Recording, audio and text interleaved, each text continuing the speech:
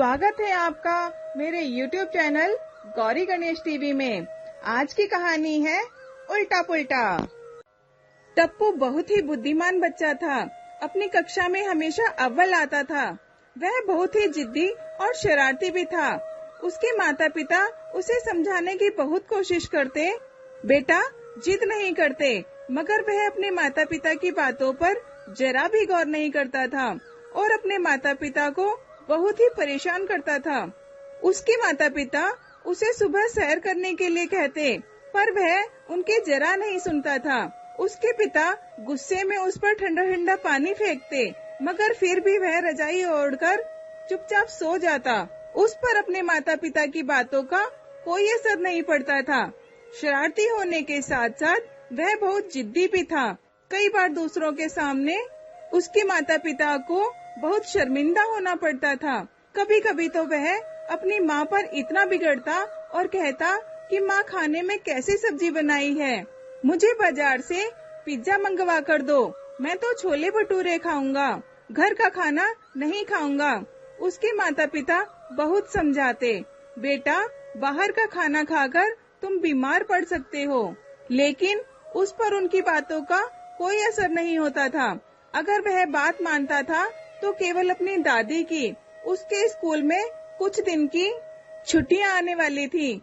उसके माता पिता ने योजना बनाई कि इस बार गांव में ही चलते हैं। गांव के वातावरण में जाकर वह सुधर जाएगा। इसीलिए उन्होंने कुछ दिन की छुट्टियां ले ली और गांव जाने की तैयारी करने लगे। टप्पू बहुत खुश था कि उसे अपनी दादी के पास जाने का मौका मिलेगा। कितना मजा आएगा। वह जल्दी जल्दी कमरे में जाकर अपना सामान पैक करने लगा। गाड़ी में बैठकर टप्पू को बहुत ही अच्छा लग रहा था। गाड़ी बहुत तेज गति से चल रही थी। वह अपने माता पिता से कहने लगा कि पिताजी मुझे बहुत भूख लगी है, अगला स्टेशन कब आएगा? टप्पू के पापा बोले, अभी तो खाना खाया है हमने, मगर मैं तो आइसक्रीम खाना चाहता हूँ, मुझे चॉकलेट भी नहीं मिली है, मैं तो चॉकलेट ही खाऊंगा। टप्पू जिद करने लगा। उसके पिता ने कहा, बेटा यहाँ चॉकलेट नहीं मिलती, तुम्हारी मनपसंद की चॉकलेट तो तुम्हें गाड़ी से नीचे उतरकर ही मिलेगी। उसकी माँ बोली, बेटा हमें बाहर की चीजें नहीं खानी चाहिए, बाहर की चीजें खाकर तुम बीमार पड़ सकते हो। बाहर की वस्तुओं में तेल बहुत मात्रा में होता है और ना जाने क्या क्या मिलावट होती है। टप्पू मुंह फुलाकर बैठ गया। एक दंपति परिवार उनकी बगल में बैठे हुए थे। उनके साथ उनका एक बच्चा भी था। सन्नी टप्पू की उम्र का ही था। बातों बातों में उनसे परिचित हो गया। दोनों में जल्दी ही मित्रता हो गई। सन्नी के पापा ने बताया कि अगला स्टेशन आने में 10 मिनट बाकी हैं। सन्नी चुपके से टप्पू से बोला, अगले स्टेशन पर गाड़ी रुकेगी, तुम गाड़ी से उतरकर चॉकलेट ले आना। टप्पू बोला, मेरे माता पिता मुझे नीचे उतरने नहीं देंगे। फिर उसने सोचा, जैसे ही गाड़ी रुकेगी वह बिना किसी को बताए चुपके से जाकर चॉकलेट ले आएगा। गाड़ी अपनी स्टेशन पर रुकी।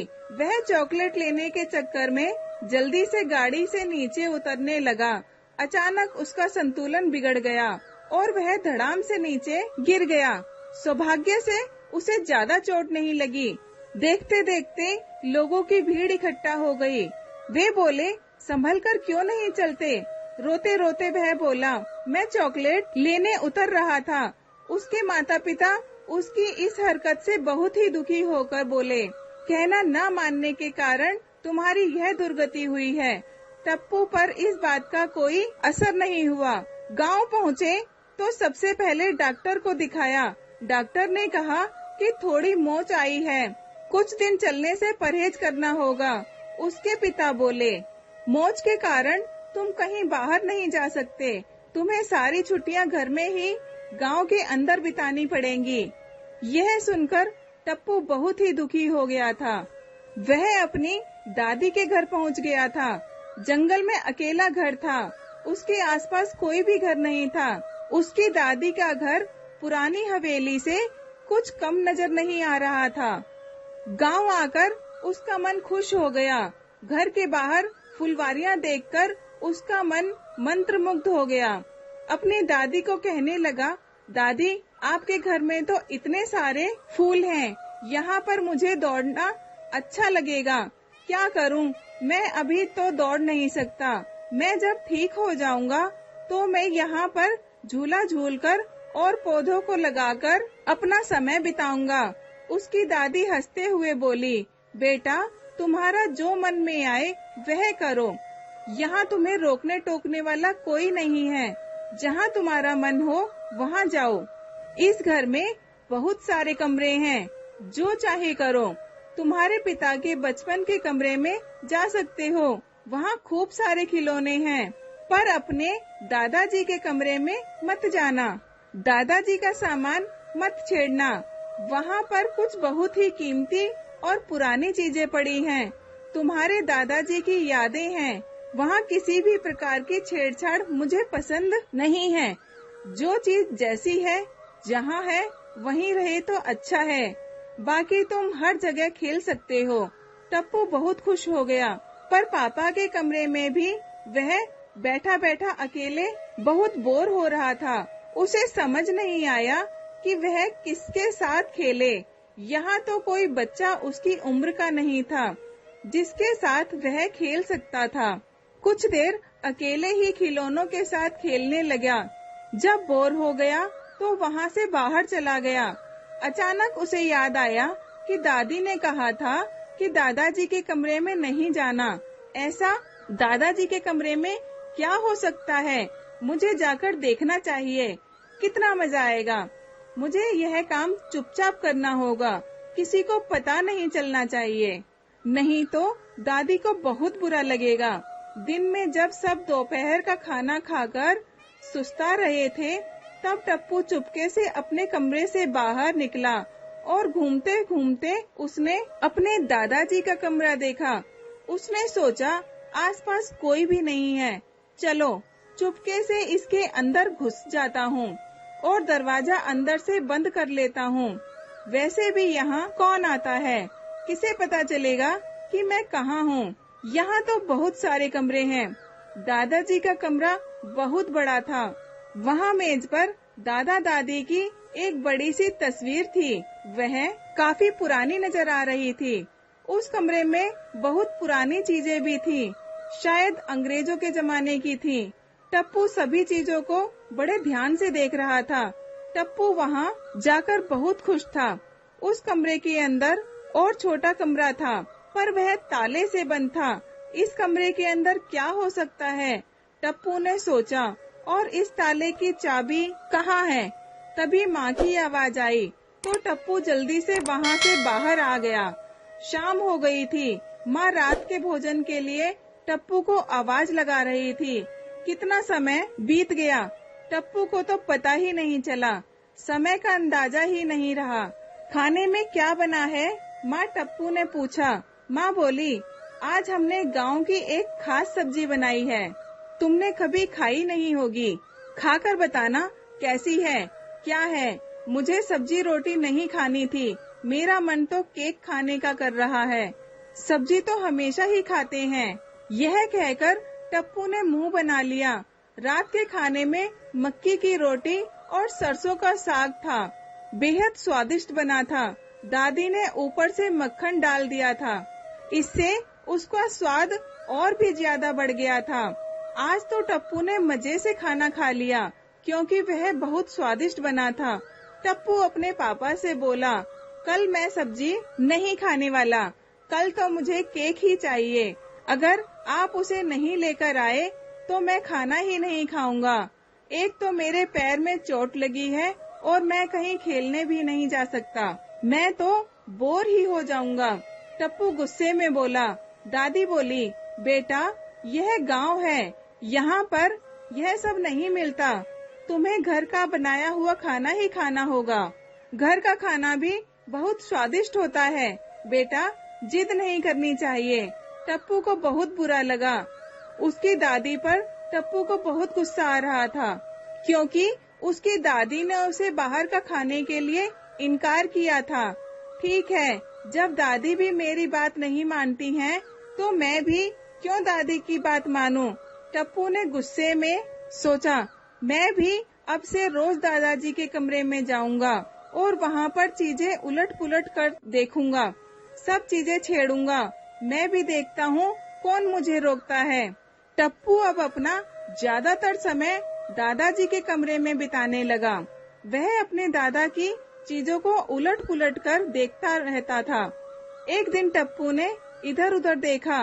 सामने मेज पर उसकी दादा दादी की जो तस्वीर पड़ी थी, जैसे ही उसने उस तस्वीर को सीधा किया, वैसे ही उसमें से एक दराज खुल गया और उसके अंदर से एक डिब्बी बाहर निकली।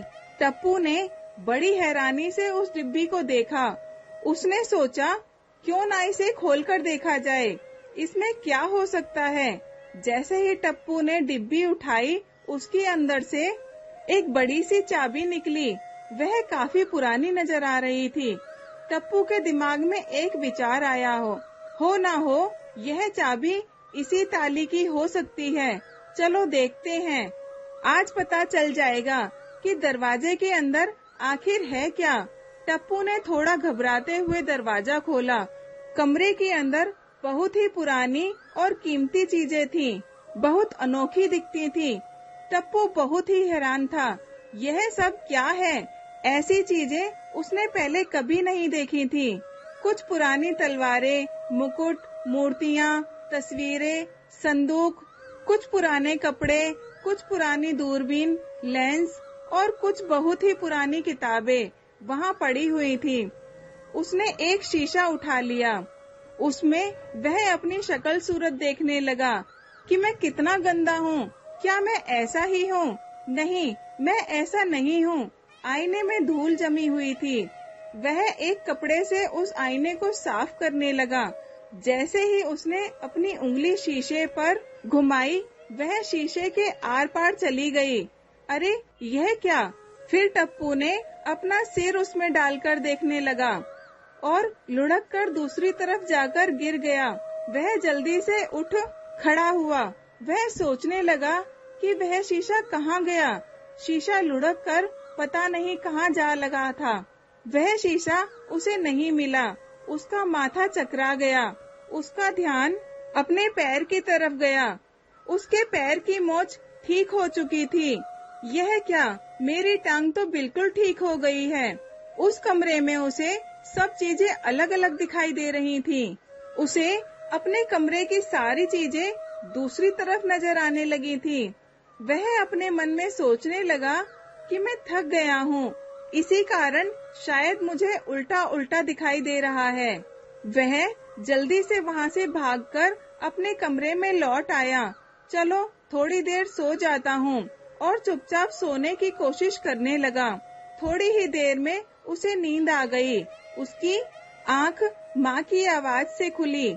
माँ रात के खाने के लिए बुला रही थी। जब वह बाहर आया तो उसने पाया कि वह तो अपने शहर वाले घर में पहुंच गया है। वह गांव से शहर कब आए और वह सो कब गया, उसे कुछ ध्यान नहीं था। उसके पिता खाने की मेज पर खाने के लिए बैठे थे। वह सोचने लगा, उसके पिता हमेशा तो दाएं हाथ से खाना खाते हैं, लेकिन आज वह उल्टे हाथ से खाना क्यों खा रहे हैं। उसके पिता उससे बोले, बेटा आओ बैठो, हमने तुम्हारे लिए बाजार से ना जाने कितनी सारी चीजें मंगवाई हैं, तुम्हें जो अच्छा लगे वह खा लो। वह अपने मन में सोचने लगा, आज मेरे माता पिता कितने अच्छे हो गए, मुझे बाजार का खाने से रोक भी नहीं रहे हैं और कह रहे हैं कि जो खाना है, जितना खाना है खा लो। उसको चुप देखकर उसकी माँ बोली कि चलो मेरे साथ बाहर चलो, जो कुछ तुम खाना चाहते हो पेट भरकर खाओ। वह अपने माता पिता के साथ एक रेस्टोरेंट में चला गया। आज उसे अपने मनपसंद वस्तुएं खाकर बहुत ही अच्छा लग रहा था कि पिता कहने लगे कि बेटा खाना कैसा लगा, मैं आज आप दोनों को गले लगाना चाहता हूँ। आपने मुझे मेरे मनपसंद की चीजें खाने को दी। उसके माता पिता बोले, हम तो तुम्हें किसी चीज के लिए कभी नहीं रोकते। वह मन ही मन बहुत ही खुश हो रहा था और सोचने लगा कि कल मेरे माता पिता मुझे स्कूल जाने को ना कहें। मेरा स्कूल जाने का जरा भी मन नहीं है। सुबह उठकर मैं अपने माता पिता से कह दूंगा कि मेरा स्कूल जाने का बिल्कुल भी मन नहीं है। खा पीकर इतना थक चुका था कि उसने बिस्तर पर चढ़ते ही नींद आ गई। अगले दिन सुबह स्कूल जाने का वक्त हो गया था। उसके माता पिता ने उसे आवाज नहीं लगाई और ना ही उसे जगाया। वह अपने माता पिता के पास आया और बोला, आज आपने मुझे सुबह उठाया भी नहीं। बाजार के गोलगप्पे खाकर उसके पेट में दर्द होने लगा था और उसे बुखार भी आ गया था। अपनी माँ से बोला कि माँ, मेरा पेट दर्द कर रहा है, मैं स्कूल नहीं जाना चाहता। उसकी माँ बोली, तो बेटा कोई बात नहीं, हमने बाहर से पिज्जा और बर्गर, चिप्स और बिस्किट मंगवाकर रसोई में रख दिया है। जब भूख लगे तो खा लेना। हम लोग कुछ काम के लिए बाहर जा रहे हैं, शाम तक लौटेंगे। यह कहकर उसके माता पिता उसे अकेला छोड़कर चले गए। वह अपने मन में सोचने लगा, आज तक उसके माता पिता उसे अकेला छोड़कर कभी नहीं गए। उसके माता पिता बुखार आने पर उसके पास दिन रात खड़े हो जाते थे। यह क्या, मेरे माँ पापा इतने गैर कैसे हो सकते हैं, जो मुझे बीमार देखकर भी मेरी कोई परवाह नहीं करते और मुझे यह कहकर चले गए कि तुम अपने आप खाना खा लेना। इससे अच्छा होता कि मैं स्कूल चले जाता। उसने पूरे दिन कुछ भी नहीं खाया। शाम को जब उसके माता पिता वापस घर आए तो उसने अपनी माँ से कहा, माँ, मुझे बहुत भूख लगी है, कुछ खाने को दो ना। उसकी माँ ने कहा, अरे बेटा, हमने तो तुम्हारी मनपसंद की चीजें लाकर रखी थी, तुमने वह क्यों नहीं खाई? उसने बोला, माँ, मेरा बाहर का खाना खाने का बिल्कुल भी मन नहीं कर रहा है। बाहर का खाना खाकर बहुत थक गया हूँ, मुझे सादा खाना खाना है। माँ, जैसे दाल, सब्जी, रोटी। माँ ने कहा, बेटा, अभी तो हम बहुत थक गए हैं, बहुत देर हो गई है, अभी तुम यही खाकर अपना पेट भर लो। यह कहकर माँ वहाँ से चली गई। टप्पू को बहुत बुरा लगा। इच्छा न होते हुए भी उसने थोड़ा सा खाना खा ही लिया और वह जाकर सो गया।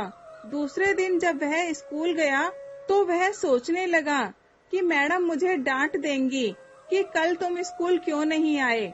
मैडम ने उसे कुछ नहीं कहा। कक्षा में गणित के अध्यापक को देखकर बहुत ही डर गया, पर गणित के अध्यापक ने भी उसे जरा भी नहीं डांटा। कभी कभी तो अपने मन में सोचता कि इस बार उसके माता पिता ने उसे पढ़ाई को लेकर जरा भी नहीं डांटा। उसकी परीक्षा पास आ रही थी, उसने कुछ भी पढ़ाई नहीं की। परीक्षा में उसने कुछ भी नहीं लिखा। उसके साथ के सारे बच्चे अच्छे नंबरों से पास हो गए थे और वह फेल हो गया था। ऐसा पहली बार हुआ था। वह कक्षा में बैठा बैठा बहुत रोया और मैडम ने उसे एक बार भी नहीं कहा कि तुम फेल हो गए हो। अगर उसके टीचर उसकी शिकायत घर भिजवा देते तो शायद वह कुछ तो पढ़ाई करता। जब वह घर आया तो उसके मम्मी पापा हंस हंस कर बातें कर रहे थे। उसे बहुत ही बुरा लगा। उसके माता पिता को यह क्या हो गया है। बात बात पर उसके माता पिता उसे समझाते थे कि बेटा पढ़ाई करो वरना फेल हो जाओगे। इस बार तो उन्होंने कुछ भी नहीं कहा। अगर वह मुझे डांट देते तो शायद मैं कभी फेल नहीं होता। वह अपने माता पिता के इस तरह के बदलाव को देखकर दंग रह गया था। उसकी मैडम ने उसे एक बार भी नहीं कहा कि तुम फेल हो गए हो। वह तो सब कुछ गवा बैठा, अपने स्वास्थ्य भी, विद्या भी और माता पिता भी। सब कुछ उलट पुलट हो चुका है। मैं ऐसा ही चाहता था, मगर अब उन सब चीजों के बावजूद मैं खुश क्यों नहीं। काश मेरे माता पिता मुझे डांट कर कहते कि बेटा जल्दी उठा करो। मुझे डांट फटकाकर या प्यार से समझाकर कहते तो मैं समझ जाता। आज सचमुच में मैं पागल हो जाऊंगा। स्कूल आकर भी मुझे किसी के साथ खेलना अच्छा नहीं लग रहा था। क्या करूं? अगले ही दिन वह चुपचाप बिना किसी को बताए अकेले ही अपनी दादी के घर जाने के लिए निकल पड़ा। उसे दादी की बहुत याद आ रही थी। एक दादी ही तो थी जिनसे वह कुछ छुपाता नहीं था। दादी की हर बात को मानता था। दादी का लाडला जो था। माँ बाबा तो मेरा बिल्कुल भी ध्यान नहीं रखते। उन्हें मेरी अब कोई जरूरत नहीं है। मैं दादी के पास ही चला जाऊंगा। वह चुपचाप जाकर गाड़ी में बैठ गया और सीधा दादी के घर पहुंच गया। दादी के पास जाकर रो रो कर कहने लगा, दादी मैं अपने घर वापस नहीं जाऊंगा। दादी के पूछने पर उसने दादी को रो रो कर सब किस्सा सुना दिया। कैसे उसके माता पिता बदल गए हैं, उसके स्कूल के अध्यापक, उसके दोस्त, सब कुछ बदल गया। यहाँ तक कि उसका कमरा और दादी का घर, हर चीज बदली नजर आ रही थी, जैसे सब कुछ उलट पुलट हो गया हो। दादी ने उससे कहा कि तुम मुझे सब सच सच बताओ कि यह सब शुरू कहाँ से हुआ, कब तुम्हें लगा कि सब कुछ उलट पुलट हो गया है। अचानक टप्पू को याद आया कि मैं दादाजी के कमरे में चुपके से चला गया था, कुछ लगा था और वहीं अजीबोगरीब शीशा मिला जिसके अंदर वह घुसकर गिर गया है। उसके बाद से ही सब कुछ बदल गया। अचानक दादी ने उसे बताया कि वह शीशे की दुनिया में चला गया है। उसकी असली दुनिया तो उस शीशे की दूसरी ओर है। वह दौड़ा दौड़ा अंदर आया। वह शीशे को ढूंढने लगा। वह किसी चीज से टकराया। मेज के नीचे की ओर शीशा पड़ा हुआ था। वह शीशा, हाँ, सचमुच में यह शीशा जादू का शीशा ही था। तभी तो मेरा हाथ उसमें घुस गया था। यह मेरे माता पिता नहीं और ना ही यह मेरी दादी है। यहाँ सब चीजें जैसे शीशे में उल्टी दिखाई देती हैं, वैसे ही हो रहा है। यहाँ पर तो सब कुछ उल्टा हो रहा है। जो मैं नहीं करना चाहता हूँ वह कर रहा हूँ, जो करना चाहता हूँ वह नहीं कर पा रहा हूँ। हे भगवान, क्या करूँ? मुझे मार्ग दिखाओ। मुझे कुछ नहीं चाहिए। मैं जल्दी जल्दी से अपने घर पहुँचना चाहता हूँ। हे भगवान, उस शीशे को ढूंढने में मेरी मदद करो। अचानक उसका पैर मेज से टकराया। शीशा मेज के पास ही गिरा था। उसकी जान में जान आई। उसने वह शीशा उठाया और उसे याद आने लगा कि उसने उसमें अपना हाथ घुसाया था। उसने जल्दी से उसमें अपना हाथ घुसाया। वह उछलकर दूर जा गिरा। उसे जब होश आया तो उसके चारों ओर उसके माता पिता खड़े थे। उसके पिता गुस्से में बोले, तुम बहुत शरारती हो गए हो टप्पू। हमने तुम्हें यहाँ वहाँ कहाँ नहीं ढूंढा। हर कमरे में तुम्हें ढूंढा पर तुम कहीं नहीं थे। कितना समय बीत गया है पता है? इतनी रात हो चुकी है। तुम्हें ढूंढते ढूंढते परेशानी से बुरा हाल हो गया था। दादी को तो कितनी चिंता हो रही थी पता है? और तुम दादाजी के कमरे में कर क्या रहे हो? यहाँ आने के लिए तो दादी ने तुम्हें मना किया था ना। शुक्र है तुम ठीक हो, पर तुम्हें दादी और हमारा कहना तो मानने की जिद करने की सजा तो जरूर मिलेगी। माँ बोली, अब कुछ दिन तुम्हें बाहर का खाना खाने को नहीं मिलेगा और ना ही कोई चॉकलेट मिलेगी। घर का ही खाना खाना पड़ेगा। तुम अपना होमवर्क अभी छुट्टियों में ही पूरा करोगे, नहीं तो तुम्हें खेलने जाने नहीं दिया जाएगा। तुम्हें चॉकलेट भी नहीं मिलेगी। वह खुश होकर बोला, मुझे चॉकलेट नहीं चाहिए। आप ठीक ही कहते हो। बाहर की गंदी चीजें नहीं खानी चाहिए। मैं आपकी सारी बातें मानूंगा। माँ, आप ठीक ही कहती हैं। मैंने आपको बहुत ही परेशान किया। आगे से मैं आपको कभी परेशान नहीं करूँगा। अचानक उसने देखा उसके पाँव में पट्टी बंधी थी। उसकी टांग भी अभी तक ठीक नहीं हुई थी। वह तो अचेतन अवस्था में बुखार में वह सपना देख रहा था। ना ही मैं फेल हुआ और ना ही मुझे कुछ हुआ है। एक बुरा सपना था जिसको देखकर वह डर गया था। अगर सपना हकीकत में बदल जाता तो मैं अपने स्वास्थ्य से भी हाथ धो बैठता और माता पिता के प्यार से भी वंचित हो जाता। जो कुछ हुआ अच्छा ही हुआ। मुझे समझ आ गया है, जो कुछ होता है वह अच्छे के लिए ही होता है। मैं अपने माता पिता को कभी परेशान नहीं करूँगा और हमेशा उनकी बातें माना करूँगा। अचानक ही टप्पू को वही शीशा मेज के नीचे गिरा हुआ दिखाई दिया। वह सब एक सपना था, यह सच। टप्पू यह सब सोच ही रहा था कि तभी वहाँ दादी आ जाती हैं। टप्पू दादी से माफी मांगता है और कहता है कि अब वो कभी जिद नहीं और शरारत भी नहीं करेगा। दादाजी के कमरे में भी कभी नहीं जाएगा। दादी मुस्कुराते हुए उसे माफ कर देती हैं। उसके माता पिता उसमें आए हुए बदलाव को देखकर बहुत खुश थे। धन्यवाद। आपको मेरी कहानी कैसी लगी? कृपया कमेंट बॉक्स में जरूर बताएं और मेरे चैनल को लाइक करें, शेयर करें और सब्सक्राइब करके बेल आइकन के बटन को जरूर से प्रेस करें, जिससे मेरी आने वाली हर कहानी आप तक सबसे पहले पहुंच सके। मिलते हैं एक और नई कहानी के साथ। धन्यवाद।